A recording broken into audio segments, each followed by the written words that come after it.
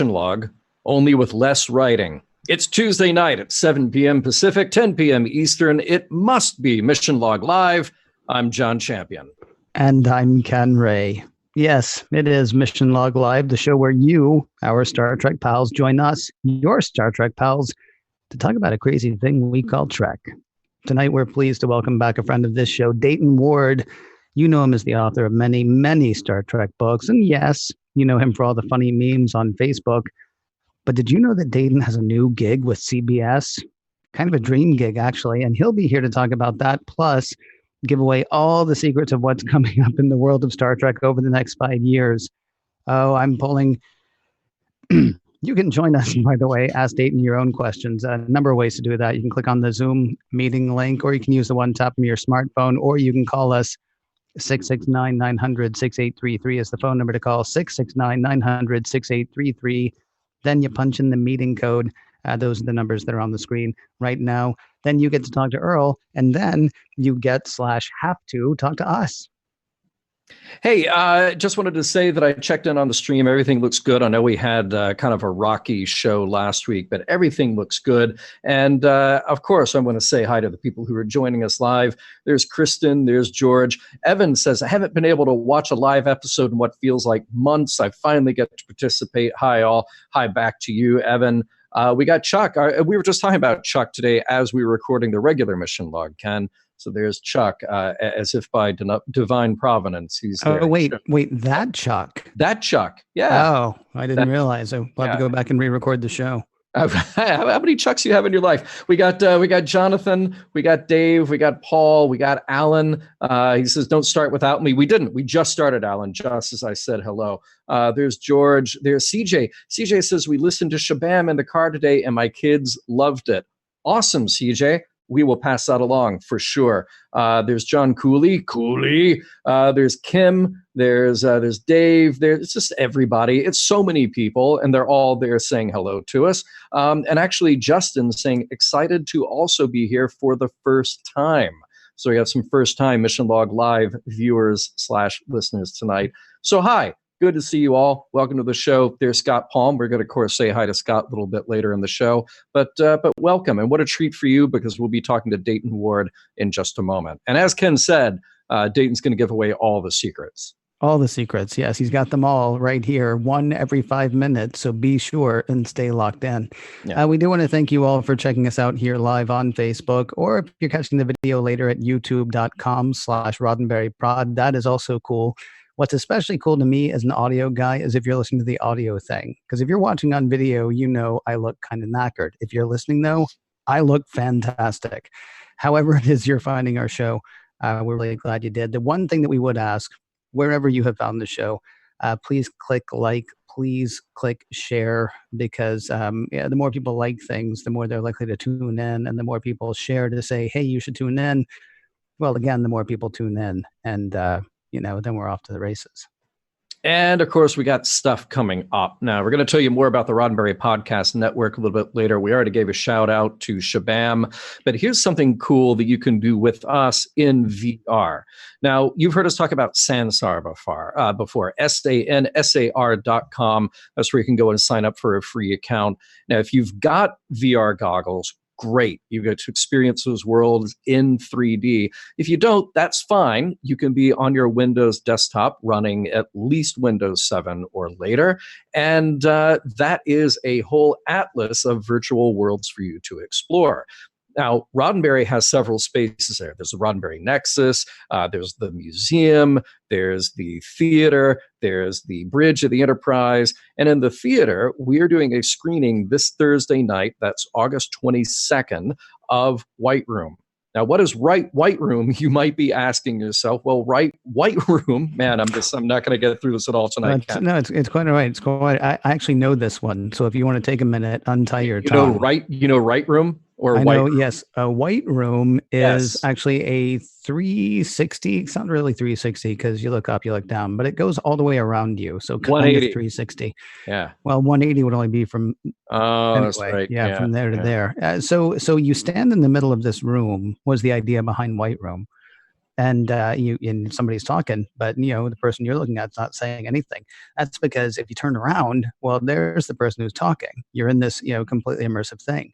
Now, what's weird is the first time I saw White Room, I want to say was in 2011, 2012. I can't remember which. Right around when it came out. And Tori Mel, one of the guys behind it, was showing it to me on his iPhone. So there it was, 3.5 inches of spin it around glory, right? And you look over there, and there's a thing. You turn it back another way, and it's really kind of hard to stand there for like 10 minutes doing that and trying to figure out where everybody is. So we've got this VR thing, and I said, "Hey, don't you guys have this movie where you just turn your head and you see, and turn your head and you see, and there's stuff behind you and all that?" Then they said, "Yes." And months later, we finally found a way to show it to you. So we've done it one time. We were supposed to have the director on. Unfortunately, he had a little bit of technical difficulty. Story of my life, John. Mhm. He had a little bit of technical difficulty, but he was still sort of there. This week, we're showing it again, and we've got one of the actors from the White Room on. Yes. So we have David Blue coming to join. He plays 6. There's at least 6 people in the movie, Ken. He plays 6. He plays one. Well, no, he plays one because there might be some confusion. He doesn't play 6 of the people in the movie. He plays the person 6. Of all the individuals, totaling at least 6. Yes, he is one of them. He is one of them. He happens to be 6. So that's who you will meet in VR on Thursday night. David will be there to talk about the experience of making the film. But again, go see it because it's amazing to actually get sort of sucked up into the roof of the Roddenberry Theater and see this 360 dome experience. It is a truly remarkable way to watch that movie. So join us there. As I said before, go to sansar.com, SANSAR.com to sign up for your free account, and we will see you there Thursday night. Hey, Ken, how about a poll question? You wanna? Yeah, well, we could talk about last week's poll question, then we can talk about this week's poll question. Sure. Last week, how will the new CBS Paramount merger go was the question. How will it go?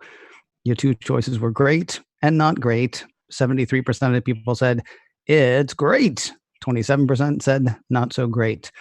As always, I'm curious why the people who think not so great think not so great. I kind of wonder, but we'll see what happens. This week, John, do you want to read this week's poll question or do I? Yeah, this week. So why didn't you come up with a poll question this week? You're right. And the 2 answers are... I'm just staring at you and you're just staring at me. We're both staring at Earl. And right. There were 2 questions. Now, legitimately, the 3 of us are the only ones who should have selected the first one, which is I was busy. Right? Yes, because your 2 options. So why didn't you come up with the poll question this week? I was busy and it's not my job. So those are the 2. And feel free, please, to go there. And that poll, believe it or not, is going to be up all week long. So that's what happens. Until next week. Yeah. Yeah. When you don't plan ahead. And the next week's question, I'll go ahead and spoil it for you, is going to be seriously, again, with no poll question, just a yes or no. And pretty much this is how the poll is going to go until the end of days. Yeah.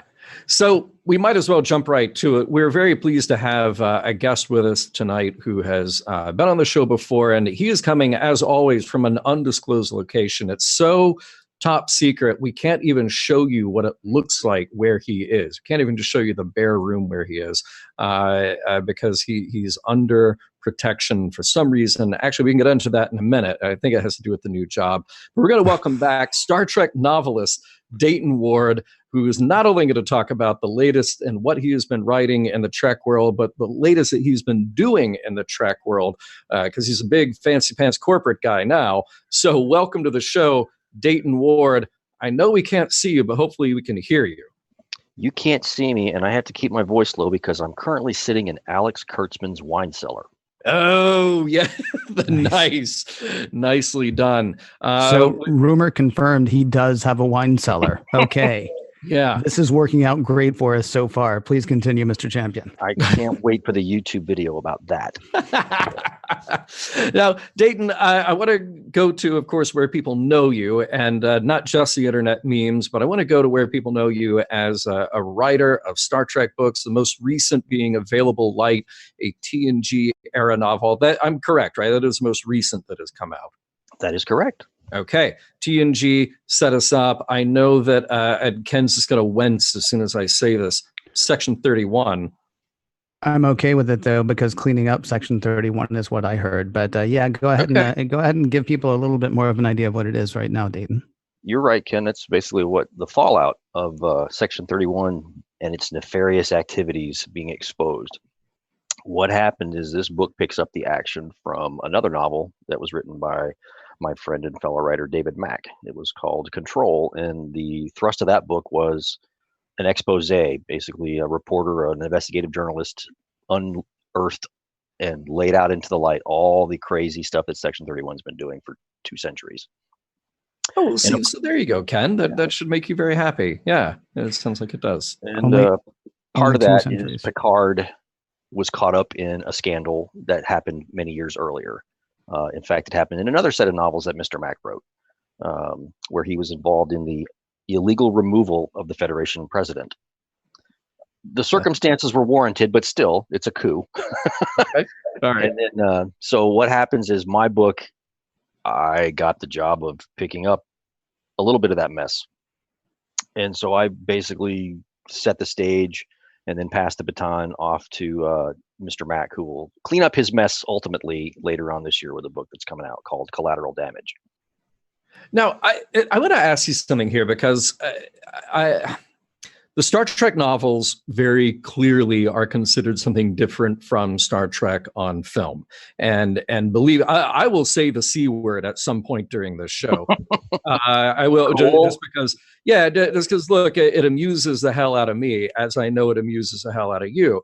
But the approach of the Star Trek novels is that you, as you just said, you'll kind of continue a storyline to clean up a mess. But what you're doing is separate from what is filmed for TV and film. But at the same time, do you look at something like that and you go, you know what, we got to fix this whole Section 31 thing? Is there a little bit of a hope that, like, by doing that, okay, are you secretly sending a message here to the writers, producers of Star Trek TV saying, like, this is a mess that we are cleaning up? Or are you just saying, like, look, we're taking this to the logical conclusion, it ends here? I mean, you have no influence, I know, but are you you're sort of doing, it sounds to me like, well, if I were to write this or rewrite this, here's where I would end up, even though nobody asked me for a script. Well, if I understand your question correctly, what we're doing is we've been spinning these stories now for many years, post Next Gen movies, post DS9, post Voyager. So the books have been able to take the characters in different directions that we would never have been allowed to do while those shows were in production. So they let us off the leash to a certain extent. And so we were able to spin all kinds of crazy stories that included Section 31 and the Borg and you name it, and we probably did something with it. The storyline that we're dealing with right now, this is something that's been unfolding a little bit here, a little bit there over the course of many years. Like I said, Dave actually set the event in motion that we ultimately revisit back in 2004 with a pair of novels that he wrote. And then last year, it was 2017 when his book Control came out, that blew open the whole Section 31 mystery. And so I just now was able to get back to it and pick up that storyline with the book that came out earlier this year. So we've been independent of the shows. Our Section 31 shenanigans are different than the Section 31 shenanigans you've been seeing, like, for example, on Star Trek Discovery.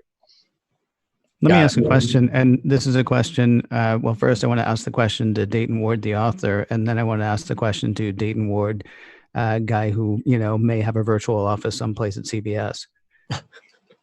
You've been off the leash, as you say, for the past however many years, and so you're able to go off and you're able to write and you're able to do and whatever, because there's never going to be another Picard anything.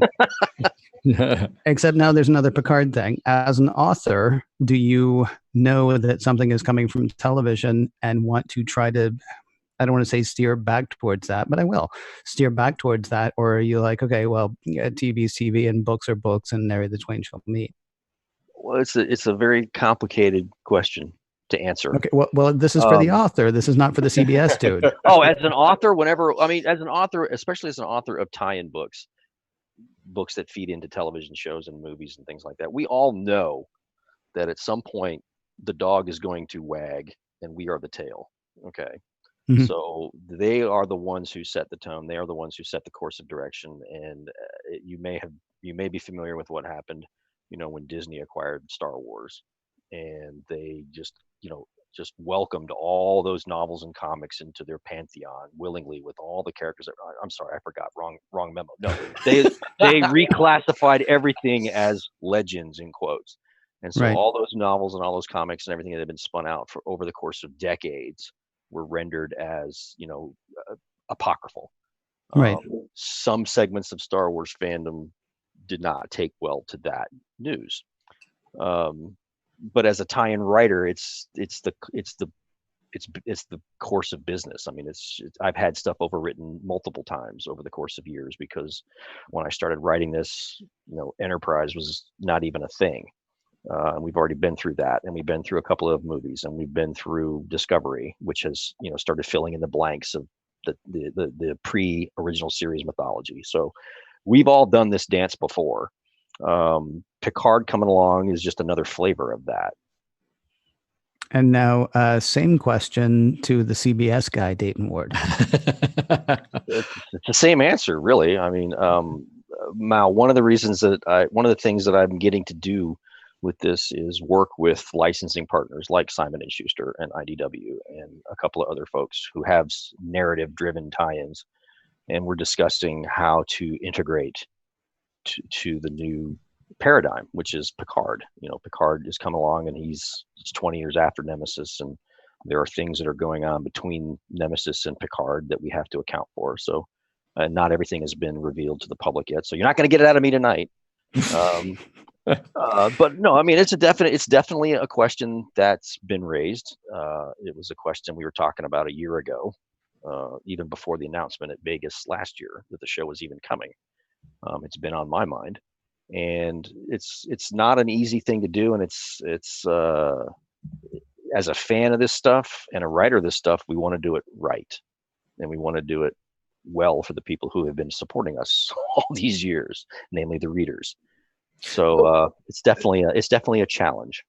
Well, go ahead, Ken. Well, I was just going to say, I know you've got questions, John. I'm crossed all mine off because he said he's not going to tell us, so it's fine. Ninjas are right outside my door. For other people, see, I was taking bets earlier on whether they flew somebody out to sit there with you, but we can talk about that another time if you want to. Wall, so. There you go.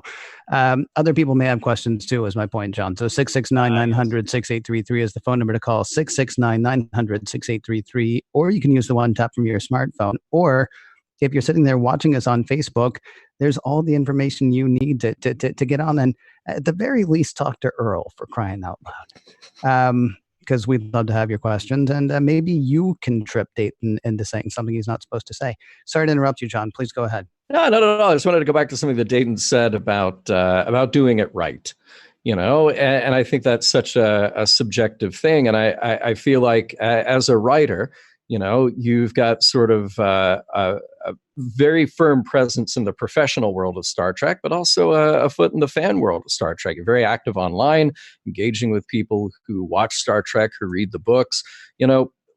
What does doing it right mean to you? Because there has to be a point where you say, okay, the artistic integrity, the story that I want to tell, that's something that I feel passionate about. It's a story that I need to tell about these characters that I love. Meanwhile, you've got probably no shortage of people who want to tell you what doing Star Trek right is. Oh yeah, and believe me, I've already gotten my share of it. I'm sure you do. I mean, that's the thing. That's what's great about Star Trek fans in general, and fans and followers of things like the novels in particular, is they are very passionate and very vocal with that passion. And as with any group, the majority of the people we interact with are fans and supporters of us, and we want to do right by them. When I say do right by them, we definitely do not want to do something like was done with Star Wars, where we just say, you know what, we quit. We're going to start on a new. We're going to. Those are done. We're just going to change lanes, and now we're going to do this. We have been discussing how to, do that. Bring the novels and the comics and things like that in line with what I'm calling, the new paradigm, the new reality, as you will. It would be easy and less headache inducing to just simply say we're changing lanes, shifting gears, but there's no fun in that either. And luckily we have been supported in this idea and how we're going to proceed by the folks at licensing and the folks at CBS Global Franchise Management is what they call themselves now. That's one of the things that we've been tasked to do, is to come up with a way to move forward. And like I said, it's a very complicated, a lot of balls in the air, a lot of plates spinning, whatever analogy you care to make. But it's definitely not, oh, well, we're done, screw it. See, what's interesting to me is, I know John said earlier that he would be the one to say the C word. I'll go ahead and do it. Yeah. We talked about your online memes earlier. People may especially know you for the ones the Dayton doesn't care about canon memes. I haven't seen your business card, but you're kind of keeper of the canon now, right? Not really, no. No? When I say that, I remember, and it's specific. I don't care about canon arguments. I do care about the canon. I do care about the canon. And when we do write these novels and these other stories, we are always conscious of where they fit into the canon. Even if the canon is saying they don't count, these are not canonical stories. Like, my novels are not part of the canon. Sure. Right. But we are consistent as much as possible with the canon as we know it to be at the time we're writing that story. Now, whether they choose to change, do something that invalidates that or supersedes it, or whatever word you want to use, that's their call. It's their sandbox. It's their toy box and their toys. They get to make those calls. And again, as a tie-in writer, that's just, I knew the job was dangerous when I took it. That's just a fact of life. See, I like the word consistency so much more than I like the word canon. But, well, that's what I think. It seems to me that canon and continuity get used interchangeably when they're really not. Like somebody was talking the other day about how, the newer shows don't adhere to the visual canon. I'm like, well, there's really no such thing as the visual canon. There's visual continuity, and they've admitted flat. In fact, they told you that before the show even premiered, that they were going to do a visual reboot, to kind of update things for the modern day. But the canon, the stories, the mythology, that's what's being held to. That's what's being observed. I mean, you might not agree with the interpretation, but they do make great strides to stay consistent with the mythology, the story itself. Right. The fact that it's an updated, production design and fancier special effects, that's just packaging. But the stories are consistent. At least they endeavor to be. Sure.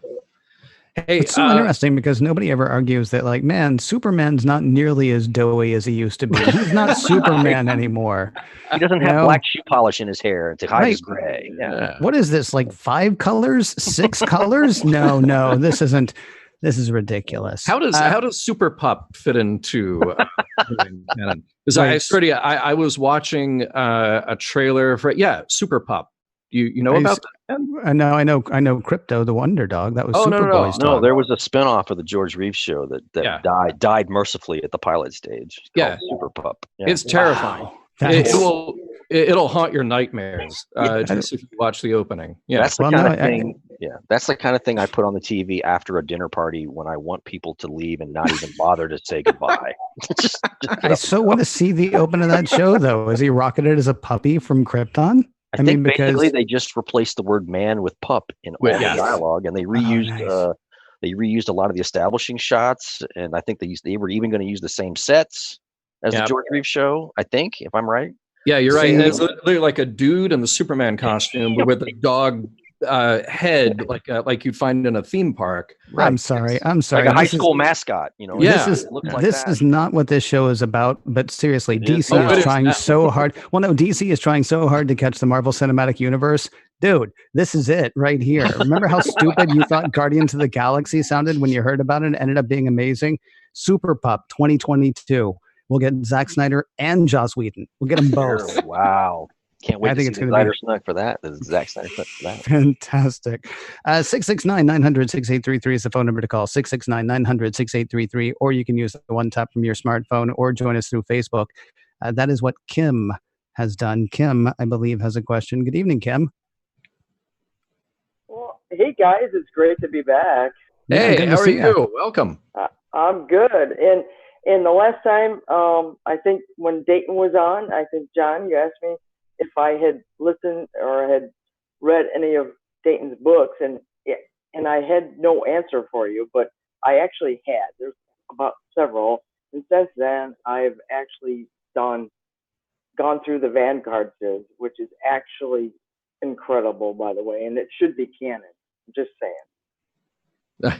All right. On behalf of David Mack and Kevin Dillmore and editor Marco Palmieri, I will thank you for that. That's very kind words. Do me a favor, if you could give us for people who haven't read them, Dayton, can you remind people like a 10-second synopsis or a 20-second synopsis what the Vanguard series is?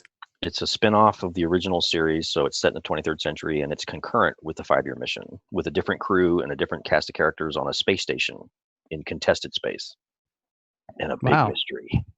Starbase 47. It's very serialized. You have to read all of the it's the 7 novels and a collection of novellas, and they all tell a serialized story that runs concurrent with the 5-year mission and weaves in and out of those episodes and the things that we learn over the course of the original series. Very cool. So Kim, what's your question or thought this evening?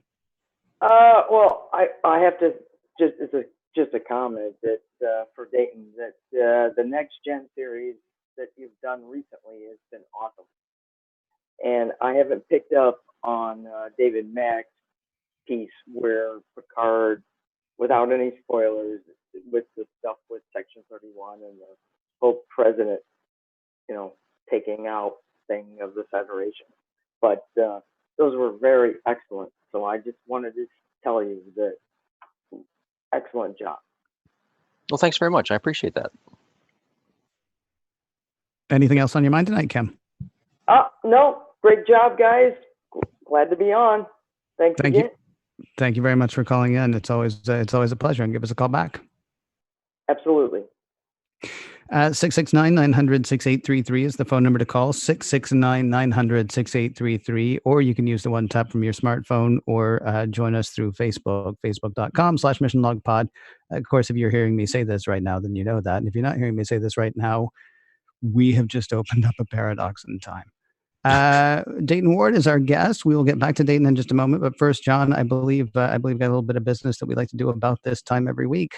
I do have a little bit of business. First of all, in the chat room tonight, Scott Palm, as he usually is on Tuesday nights, saying hello to folks. And I just saw my friend James join into the chat room watching the show. He is somebody who early on donated to the Scott Palm heroic fundraiser that we've been doing for the last few months. So thank you to James, and everybody can say hi to Scott now. Scott will say hi back to you. Now, last week, I mentioned how absolutely thrilled we were that Women at Warp raised $500 at STLV, of course, to be matched by the Roddenberry Foundation. So that $500 becomes $1,000 for our fundraiser for Scott. This week, I want to give a huge shout out to Bruce, who just the other day donated $250 and left the lovely message, everyone needs a friend. And Bruce, thank you so much. Your $250 becomes $500. Now, you've heard us talk about it before, and you know that we'll be talking about it until we wrap things up a little later in the year. Our fundraiser for Scott Palm and the heroic curriculum continues. Now, that is a curriculum with 2 goals. The first of which is teaching children with serious physical disabilities values like resilience, healthy identity, breaking barriers, and other crucial mental health and life skills. The other part of that curriculum is teaching the peers of those children with disabilities values like inclusion, ending marginalization, and being an ally. I said we're going to run it for just a few more months. We're coming up sooner than you think on October. That is Bullying Prevention Month, and it also happens to be Cerebral Palsy Month. So we reach our first goal, and we are so close. I'll tell you at the end of this how close we are. Scott's program can start and then run for a full 6 months. Now, this is great work. It is not the easiest work due to Scott's cerebral palsy. which is why the Roddenberry Foundation is joining with you to help Scott help the world. Go to our Facebook page, facebook.com/missionlogpod. You'll see a link to the fundraiser there. Every dollar, as I said, will be matched by the Roddenberry Foundation. You'll be contributing to something that truly embraces the values of Star Trek put into action. And remember, the Roddenberry Foundation doubles your donation. Facebook.com/missionlogpod, Twitter.com/missionlogpod as well. Look for the post, make a donation. Even if you can't give a donation today, just share the post. It will help so much. We really appreciate it. And you might help make the world a better place. Now, I told you, Ken, that I was going to let people know how close we are. Our original goal is $6,025. And remember, that gets matched by the Roddenberry Foundation. We're about $1,600 away from that goal. I'm so thrilled. I'm so pleased that we're getting that close. And every dollar, every little bit is going to push us closer and closer to get us over that goal. Hopefully we surpass it. That would be my dream, is that we get past that original goal and we get Scott out there doing the work that he needs to do. So again, facebook.com/missionlogpod, twitter.com/missionlogpod. Share it over and over and over again. And if you can donate, please donate. 669-900-6833 is the phone number to call, 669-900-6833, or you can use the one tap from your smartphone, or if you're sitting in front of a computer and that computer happens to be pointed towards Facebook and that Facebook happens to be pointed towards this show's Facebook page, well, then all the information needs right there. Just click the link, use the meeting ID, you get to talk to Earl, and then he'll put you on with us and our guest, Dayton Ward, who is both a Star Trek novelist and now a guy who works on Star Trek for CBS. I'm sure John and I have more questions for him in a moment, but first, we do have somebody who's picked up the phone, giving us a little jingle, jangle, jingle. It's Craig. Good evening, Craig. What's on your mind tonight? Yes, good evening. I want to thank you for last week's The Shabam. I've listened to every episode. Fun, intelligent, enlightening. Things you guys were right on. Excellent. Oh, thank you very much. That. Yeah, that's so cool. Yeah, we will pass that along. And as far as the volunteering, I've done it for 20 years for the local historical society here, doing events, planning, because I work with events and stuff. Now I'm doing thespian stuff. I'm acting, and all money goes right to the foundation. So it's wonderful to do that, what you guys are doing, and I just want to encourage everyone to volunteer, because it really does makes a difference in the community. I'm curious. Are you responding there to the most recent episode of Mission Log, or are you responding to the stuff with Scott? Oh, okay. Because we've got actually both. Yeah, wow. I mean, your discussion about volunteering, it helps both ways. Knowing that you have given as going to a good source, and for me, it's very rewarding. Well, I can tell you, for me personally, because I work so much, I talk a lot about a lot of stuff, and I'm honestly touched that you're out there doing stuff like that. And if either John or I had any small part in helping you find that, that's kind of awesome. So thanks for letting us know, because otherwise we wouldn't, and we'd just still be here talking. It's amazing. Absolutely. That's another thing. Me telling you, or the people there that come to me and say, hey, thank you. In fact, I was at a store and a person had recognized me and said, hey, didn't you do that thing for this? Yeah. So people recognize me around the community, because I try to keep it all local, because in that way the money goes right to, the local organization that I like to help out here. So, anything else go ahead. Go ahead. Yeah, just one last thing. Yeah, I can't get over Shabam. It's just wonderful, the whole podcast network, and then Shabam and every episode. And I can't wait for the next one. Can't wait to see what goes on. And thank you very much, gentlemen. Awesome, man. You have a great night. Thank you. Thanks, Craig. I really appreciate it. Thank you.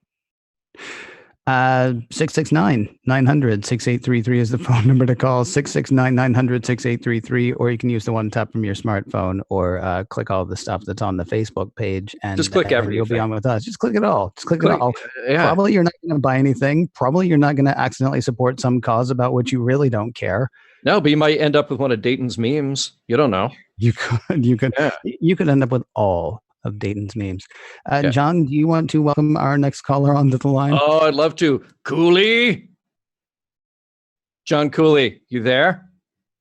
Yeah, I'm here. Hey, Ken. Hey, John. There Hey, he John. Hey, is. Ken. Hey, Dayton. There you go. And Hey, there's some guys, John. So I have questions for Dayton. dun dun dun. No. I'm super excited about like Dayton's new ascended status, and I want to know more about it. Like, how far does your juice run, and does it go in both directions? Can you suggest stuff upstream to production, downstream to licensees and publishers? Like, are you Dave Filoni for Star Trek now, man? No, I'm nowhere Please say near. yes. I'm nowhere near Dave Filoni status.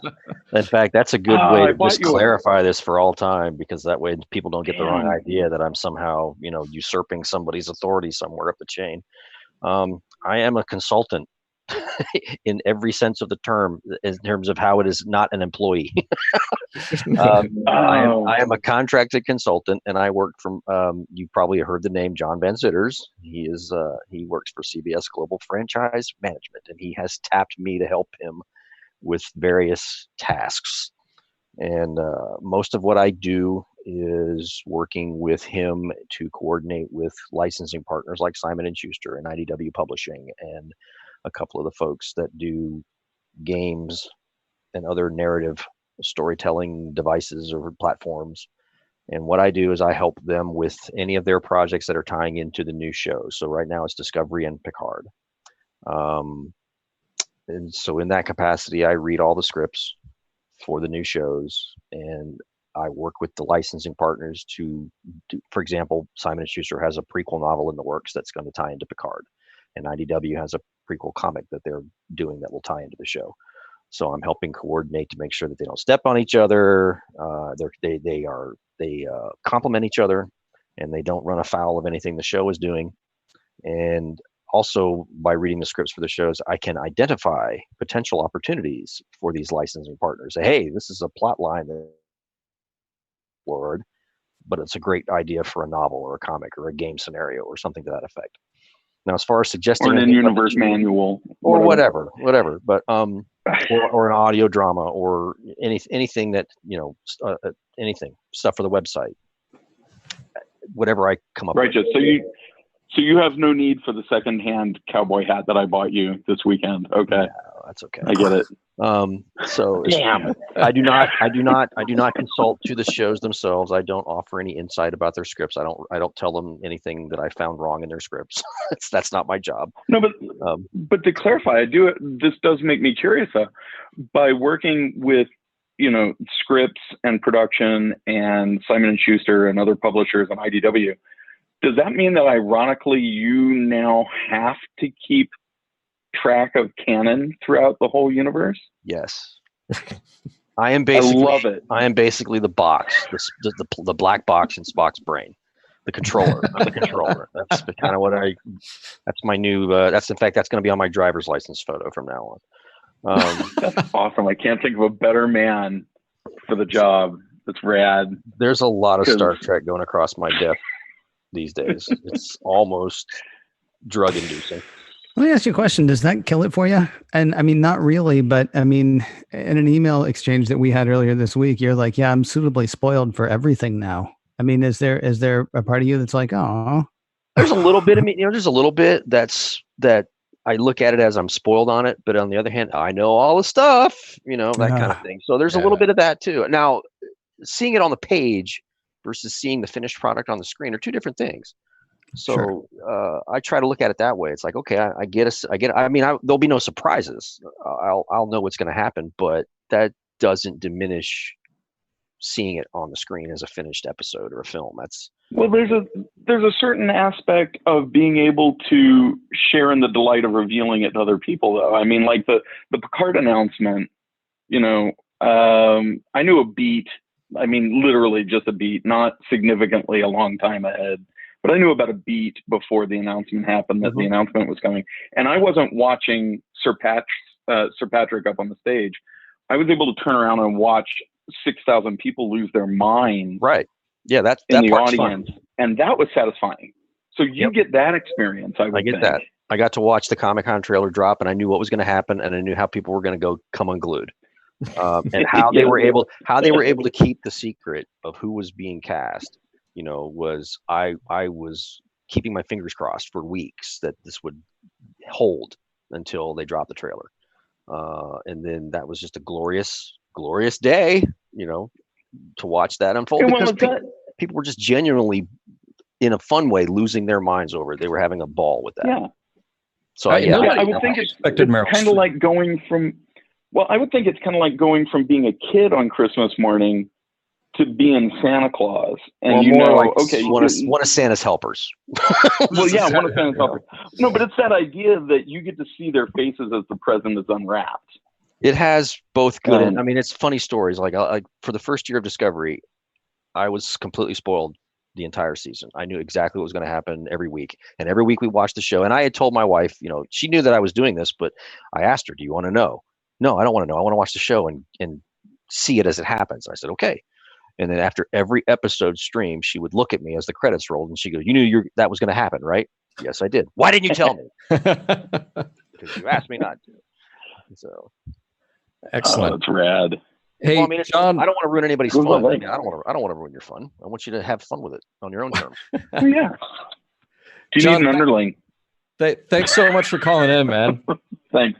Bye. I appreciate it. We'll see you next time. Okay. Hey, I wanted to jump to some questions here in the chat. David says, question for Dayton: what is your process for creating something like the Vulcan Travel Guide? Do you find things in the shows, or how much of it is logically, see what I did there, made up? The shows and the films are the obvious starting point. They are the source material. So we start there. And then once those 2 pages are filled with everything that we know about Vulcan destinations, then I go to other sources of material. And in this case, I was allowed a lot of latitude. They said, draw from whatever you want. Just make it fun. Don't make it a dry, boring reference book. Don't make it a role-playing game supplement book. Make it a travel guide in the true sense of the word. You want it to be just like something someone would buy when they were going on vacation. So that's how I approached it. And then once I got past the various secondary sources, so there's some novel references in there. There's references from some of the older games and other little Easter eggs. Then I had to make up the rest of it. And so it was a process of extrapolation based on what you think you might find on Vulcan. And then of course I threw in a few things that are kind of left, curveballs, things you might not expect to find on Vulcan, but there it is. It was a lot of fun. They let me run pretty wild with it. Nice. And then a follow-up question here was anything with Star Trek Online, and I think maybe the question is like, does Star Trek Online and the plots that are weaved there get tied into anything else in the kind of this expanded Trek universe? You mean is there like a crossover element somewhere? Yeah. Like I know that Pocket Books did a novel when Star Trek Online first debuted. It came out close to that time frame. That was sort of a setup backstory book for the online's storyline. There hasn't been anything since. Not that we haven't talked about it. I mean, every once in a while I've run into the guys at from STO or Cryptic at Vegas, and we've talked about the possibility of doing some sort of cross promotional event, but the planets just never aligned. Finally, I got one more here from Paul. And I remember seeing this when you posted it. So Paul has this follow-up. Said, I would like to hear Dayton talk more about this post of his when you casually suggest to an ardent Star Trek canon defender that the cage represents the only true original Star Trek timeline, and literally everything else that came after is some form of deviation or alternate reality, because elements of that original pilot were altered in order to fit the storyline for the menagerie. You have to understand that things like that, you have your hobbies and I have my hobbies. And one of my hobbies is laying out little grenades like that and just seeing what happens. So what happened, Dayton? It's just, it was one of those things we were joking about, and it's not, and I can't claim credit for originating that idea. I know I heard it someplace else, but I can't for the life of me remember who said it or where I read it or whatever. But it's fun to throw those kinds of things into the middle of an ongoing canon argument and just see how many people pump the brakes. And I gotta, I like playing on social media, and I like having fun with people who get that it's just meant to be lighthearted and fun, and we're just having a good time enjoying something that we both like, or that we all like. And then every once in a while, somebody takes it a little too seriously, and I derive another level of enjoyment from that. And it's a character flaw, I admit it. Nice. 669-900-6833 is the phone number to call. 669-900-6833, or you can use the one tap from your smartphone, or if you're on Facebook, click the stuff there. All of the stuff John has suggested. I don't know that it's the best idea, but John's a smart guy. The meeting information, the meeting code, and all that are right there, and so that'll get you very quickly on to talk with us and our guest Dayton Ward. So I'm sitting here, and I won't say that I'm daydreaming, but I'm looking across at my bookshelf, which is directly behind this camera, and there is my copy of Star Trek Adventures, the role-playing game. I'm curious, let me ask you a few questions, because you wrote the original adventures for Star Trek Adventures, did you not? I co-wrote a premise with Scott Pearson and with some input from Jim Johnson, who's now their line editor. We set up a premise for what they were calling their living campaign. Okay. Which I understood at the time to be sort of an extended play test of the rules and various other moving parts within the game. And I'm explaining this as a person who does not create role-playing games. I'm not involved in that. I just wrote the storyline. And then they used that then they had other writers create actual scenarios and gameplay adventures themselves, the actual settings for, we're going to do this on this mission, but all I did was provide an overarching storyline, or I helped create an overarching storyline that would drive that campaign and let other people write adventures that tie into it.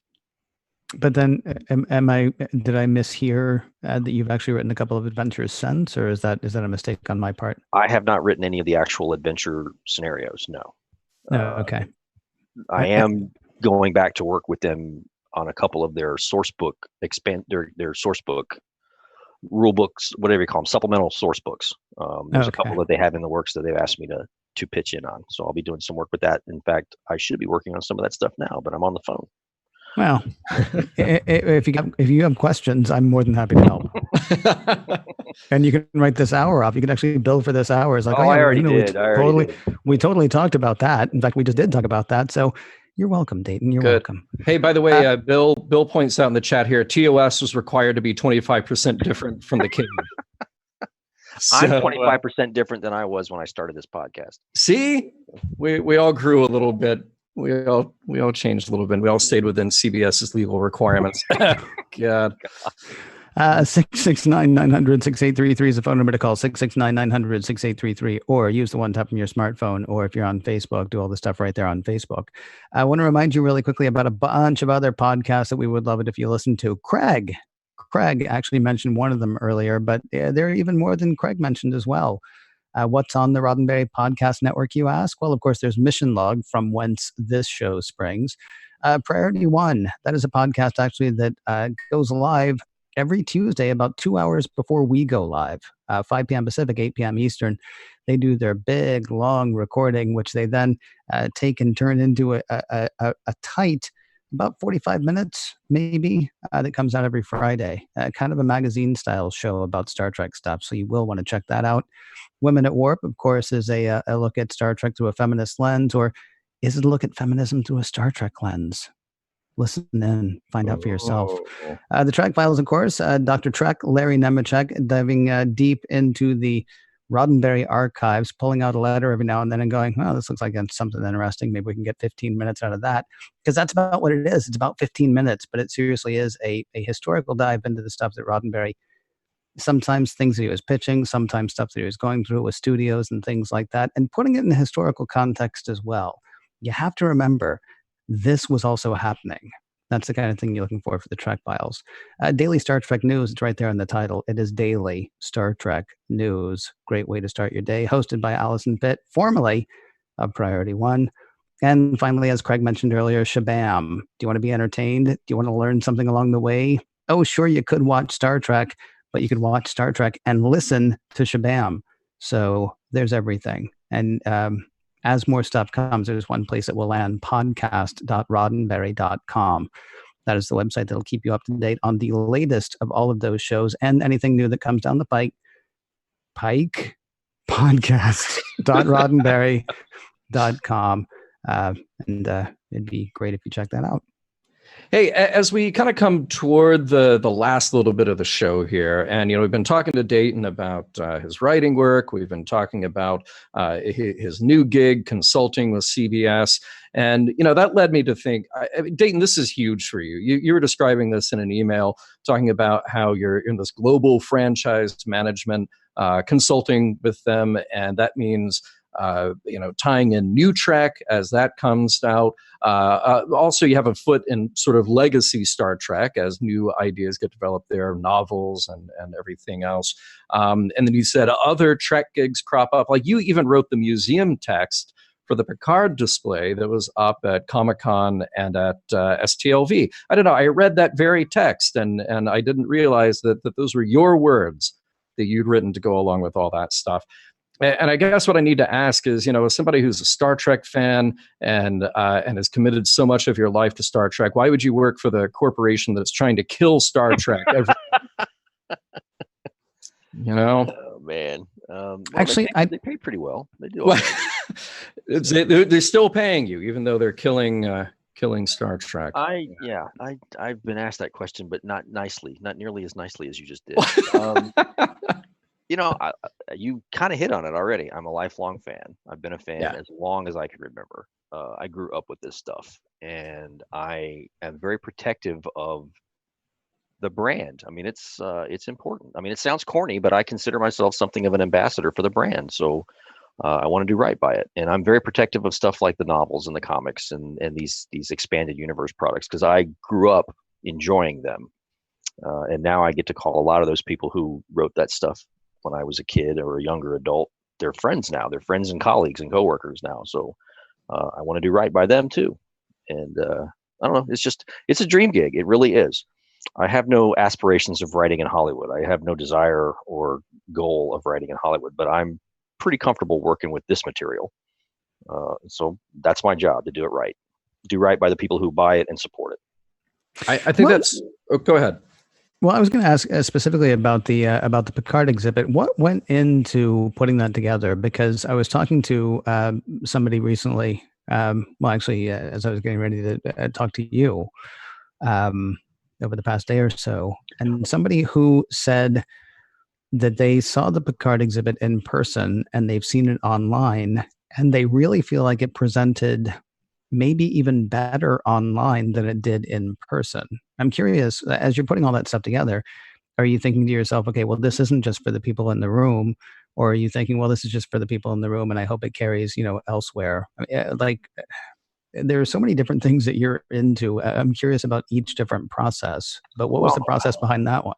Well, to be fair, writing the copy that goes with those exhibit items was probably the easiest job of putting that thing together, and that's the part I did.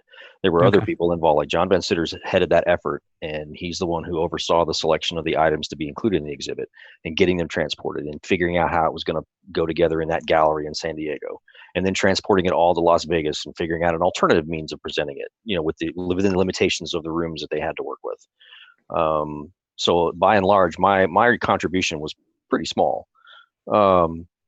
Looking at it though, I did view it first as a museum exhibit that you interacted with physically, basing it on museums that I visited, and I volunteer time at a museum here in Kansas City. So I took some pointers from how those items are displayed and arranged and how they flow, together to form a narrative of sorts. So I did that, and then I didn't really realize just how well it played online until I started seeing people's Flickr streams or their photo galleries that they were sharing online, and I'm like, wow, this really hangs together pretty well. Damn, I did okay. As far as the stuff that's on the copy, all that stuff that threw people into a tizzy with the dates and little factoids about what happened to Picard between the movies and the show. Yeah, that was my fault. I was actually with somebody who was like, no, every one of these, they're definitely trying to indicate to us that, this is going to happen and this is going to be an important part of the show. And I was like, you're like worse than the Zapruder film. I mean, it's just, Well, just the level of attention that they were paying to every single, not quite down to topography. there are a number of amusing stories that went into specific items that are either in the exhibit or had to be pulled back from the exhibit for whatever reason. Like we knew it wouldn't fly. We knew somebody would look at it and go, nope, that's not right. Well, we've only got about 3 minutes left. Why don't you tell us about one of those in detail? Yeah, right. But they were also amusing, like we got an item and we're like, this is a really gorgeous piece, but it doesn't make any sense. It's in terms of dates engraved on it. And so John Van Zitters and I literally retconned an explanation to make it make sense. And that went into the copy. And it wasn't until that day, though, when people started reacting to what they were reading on those little cards that I started worrying that maybe I had inadvertently provided a spoiler to the show. And so I texted John and I said, did we screw up? I just assumed that when I wrote all this crap, 14 people would review it and approve it or give it the big thumbs up or thumbs down. And you're telling me it pretty much flew. And he was like, I made a call or something to that effect. You're off the hook. I'm like, okay, I'm just the lowest guy on the rung, but the most easily executed, So yeah, I panicked for a few minutes that first day when the gallery opened and people started freaking out about certain factoids that are in those cards. But it was fun to watch, and apparently it went over very well. I wish I had gotten to see it, but I did get to experience it online thanks to people and their photos and video. So I just was very fixated on. I love that the Captain Picard Day banner was there, but I was more fixated on the new awards that kind of filled that gap. And there was one that was like, and then he got the Nice Guy Award, or something. It was something like that. He was like, he's swell, and we don't like him, so we're going to give him an acrylic plaque. There were a couple of them that I had fun with. Like I think I had fun with the Horgon. That's one of the few that I remember sliding at least some humor into the copy. Yeah, that sounds a little personal. Most of it, I know, but most of it, I tried to play straight. Most of it, I tried to play like it was a real deal, because that was the idea was that you were inside the box. This was a real exhibit you could see in the 21st century if you were wandering around a museum somewhere. Sure. Yeah. So it was a lot of fun. It was an interesting little side gig that I had to do in a ridiculously short amount of time while on vacation. Oh, wow. Well, you are tied into so much stuff right now. I don't even know what the best thing to suggest people would be. I mean, obviously, if people want to keep up with your memes, there's a place to do that online, and then of course everything else. You've got 3 places that you can send people. You don't have to send them to all 3, but for people that want to follow more of what Dayton Ward is doing, they go where? I would start with my website, DaytonWard.com, and that's essentially a landing page for one-stop internet banality that I can direct people to. So there's a link to my Facebook profile and my Twitter handle and my Instagram and various pages with different publishers that are maintained for me. But yeah, it all starts on my website, DaytonWard.com. And the latest book I've actually seen on the shelves. So he's not just making up this book stuff, people. Available Light is the name of the latest book. If you happen to know where there are still bookstores and find yourself wandering into one, go to the science fiction section. Available Light by Dayton Ward would be a book to check out. Dayton, thank you very much for, well, I'm going to thank you, and then John's probably going to thank you, and then he's going to tell people a bunch of other stuff. But thanks a lot. It's always a pleasure to talk to you. Thanks for having me on. And Dayton, I'll say thank you, but I'll also sign off with this. Kimberly says, Dayton, thank you, and David Mack, and David George, and others for caring about the continuity with the novels and Picard. It's nice to see, nice as a fan to feel like everything we've invested in over the years won't just be tossed aside, even if things don't line up always neatly. Also, I loved Available Light. Picard's characterization was so well done. So I just thought I'd share that with you. Thank you, Kimberly. Thank you to everybody who has been watching tonight. And thank you to our guest, Dayton Ward. Mission Log Live is produced by Roddenberry Entertainment. Executive producer, Rod Roddenberry. Technical production on Mission Log Live is by Earl Green. Be sure to visit podcasts.roddenberry.com for the latest from the Roddenberry Podcast Network, including not just Mission Log and Mission Log Live, but Women at Warp, Priority One, The Trek Files, your daily Star Trek news, and Shabam. If you'd like to support Mission Log directly, give us a look at patreon.com/missionlog. Thanks to everyone who joined us live or later. We'll talk to you again next week.